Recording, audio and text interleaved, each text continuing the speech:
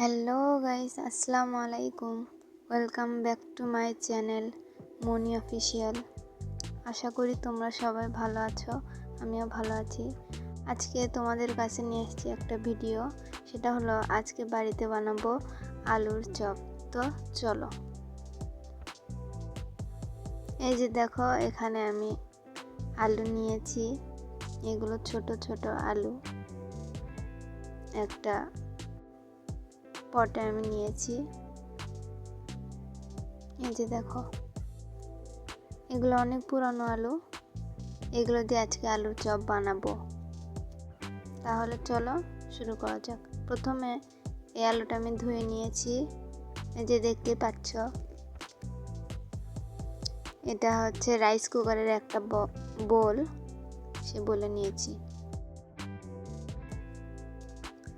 এই যে দেখো, আমি ঢাকনা দিয়ে দিলাম, রাইস কুকারে তুলে দিয়েছি। এটা এখন সিদ্ধ হওয়ার পালা। যতক্ষণ না সিদ্ধ হবে ততক্ষণ দেখতে থাকো। এই যে বলক চলে আসছে, এখন প্রায় আলুটা সিদ্ধ হয়ে গেছে। এরপর আমরা এই আলুটাকে ছেনে নিব। এই যে আমি পানি ফেলে দিয়েছি, গরম পানি। এখানে একটু লবণ নিয়ে নিব, অল্প একটু। আলুগুলো ছেনে নিব।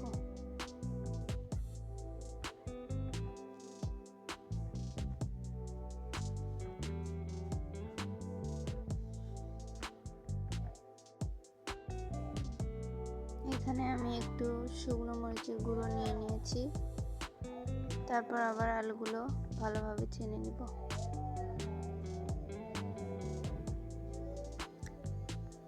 এই যে দেখো, আলু এখানে আমি ভালোভাবে ছেনে নিয়েছি। এমনকি আলু যে ছানছি, আলু ছানা শেষ হওয়ার পর আমি এগুলো ছোট ছোট আকারে তৈরি করে নিব। তারপরে দেখো, আমি এগুলো গরম তেলে দিয়ে দিলাম ভাজার জন্য। তারপর ভাজা হয়ে গেলে তোমরা দেখতে পারবে। এই যে দেখো, এখানে গরম তেল আস্তে আস্তে ভাজা হচ্ছে। এই তো ভাজা প্রায় শেষ, লাল লাল কালার চলে আসছে। তারপরে যে দেখো, আমি পরিবেশন করেছি তোমাদের সামনে গরম গরম আলুর চপ। সাথে আমি এখানে দেখতে পাচ্ছ টমেটো সস নিয়েছি। আমি এখানে একটা আলুর চপ নিয়ে সেটা একটু তোমাদেরকে খেয়ে দেখাচ্ছি যে আসলে কেমন হয়েছে। অনেক ক্রিস্পি হয়েছে আর অনেক মজাও হয়েছে, যেহেতু বাসায় বানানো এটা। তো আজকের ভিডিও এ পর্যন্তই। তোমরা সবাই ভালো থেকো। আল্লাহ হাফিজ।